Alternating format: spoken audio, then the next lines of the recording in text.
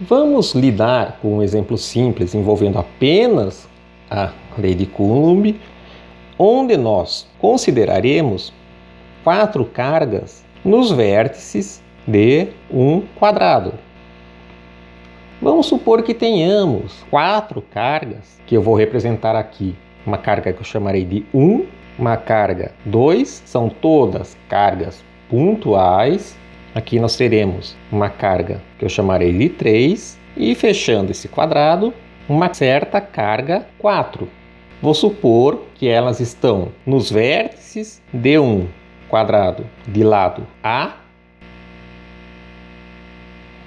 e vou supor que as cargas Q1, Q2 e Q3 estão fixas, que são essas 3 aqui. Porém, essa carga 4 está livre para se mover.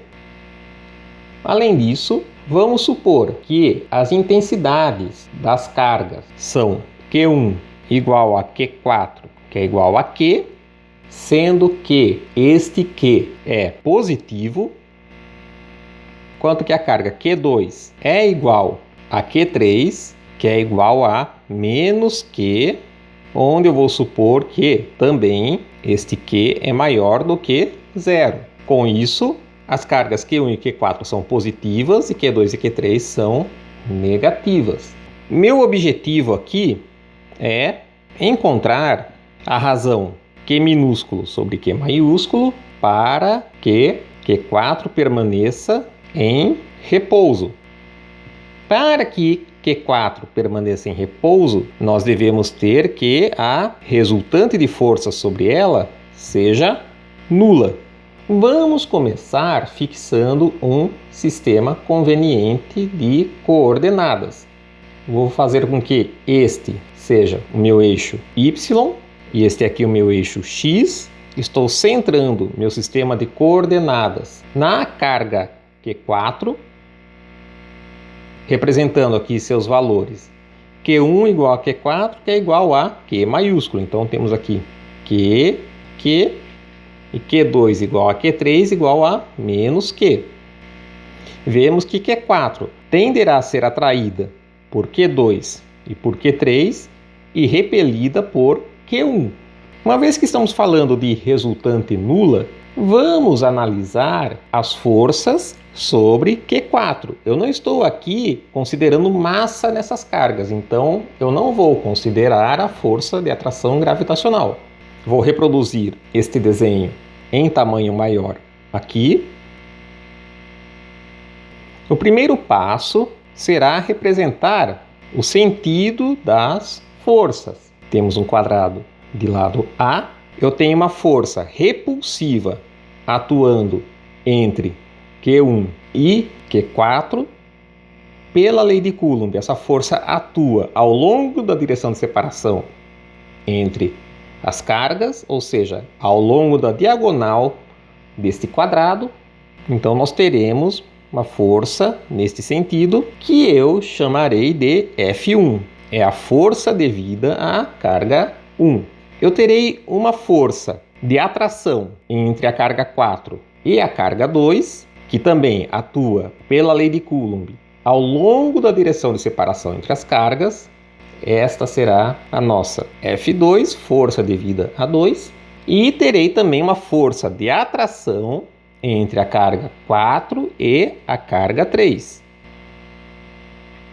Como o produto das cargas 2 e 4 é igual ao produto das cargas 4 e 3, e além disso, a distância entre 2 e 4 e entre 3 e 4 é a mesma, que vale A, as forças F2 e F3 terão o mesmo módulo.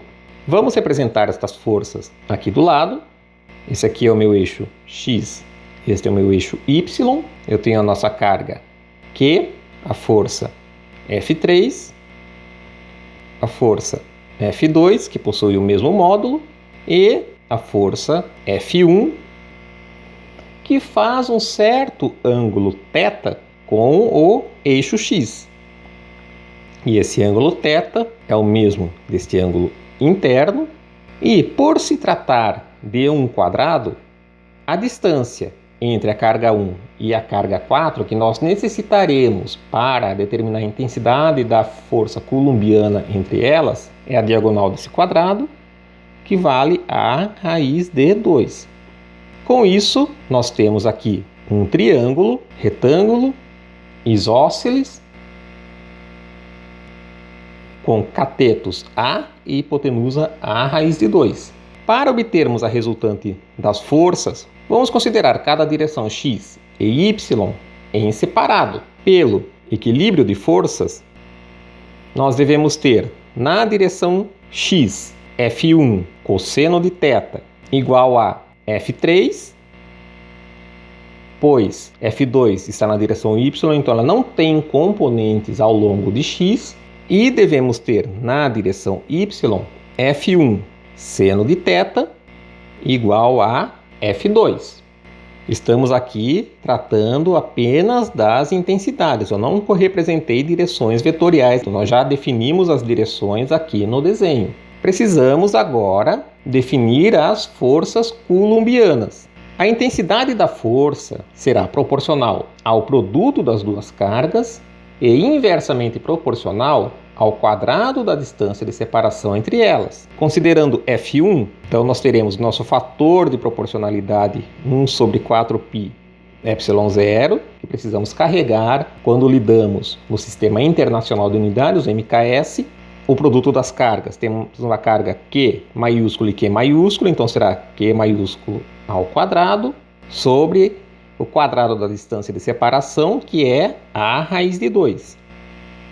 Que nos fornecerá, então, 1 sobre 4π ε0, que é o quadrado, sobre 2a ao quadrado. Vamos agora ao F2. Também será proporcional ao produto das cargas consideradas. Temos o nosso fator de proporcionalidade 1 sobre 4π ε0. A intensidade das cargas é Q maiúsculo e Q minúsculo. Eu vou desconsiderar o sinal negativo, porque eu estou lidando apenas com as intensidades. A distância de separação é simplesmente A, então temos aqui A ao quadrado. E ela será igual a F3, em módulo. Além disso, note que nós temos neste triângulo o cosseno de θ igual a cateto adjacente, que é o A, sobre a hipotenusa, que é a raiz de 2, que nos fornecerá 1 sobre raiz de 2, que é, por sua vez, igual ao seno de θ. Tanto cosseno quanto seno valem 1 sobre raiz de 2. Podemos, então, substituir todos esses dados nas expressões para o equilíbrio de força. Porém, como F2 é igual a F3, este lado é igual. Como cosseno é igual ao seno, este lado também é igual. Então, ambas as equações para x e y reduzem-se a uma equação apenas.